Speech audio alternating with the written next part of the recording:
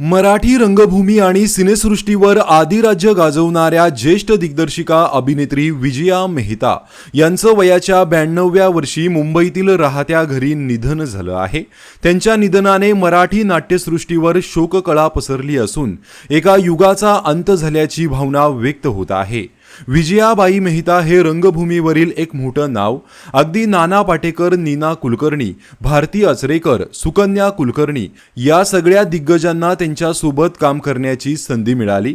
आज सुकन्या कुलकर्णी यांनी भावुक होऊन विजया मेहता यांच्या सोबतच्या आठवणींना उजाळा देत त्यांना श्रद्धांजली वाहिली।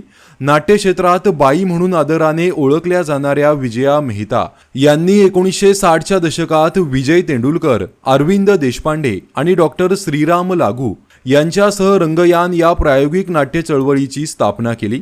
या संस्थेने प्रायोगिक रंगभूमीची चळवळ मराठी भाषेमध्ये सुरू केली। या चळवळीमुळे मराठी रंगभूमीला नवे विचार, नवी मांडणी आणि जागतिक स्तरावर नवी ओळख मिळाली। त्यामुळे आज त्यांच्या निधनाने संपूर्ण मराठी चित्रपट सृष्टीतून शोक व्यक्त केले जात आहे। अभिनेते नाना पाटेकर, सुकन्या कुलकर्णी, नीना कुलकर्णी यांनी सोशल मीडियावर भावनिक पोस्ट शेअर करत त्यांना श्रद्धांजली दिली आहे।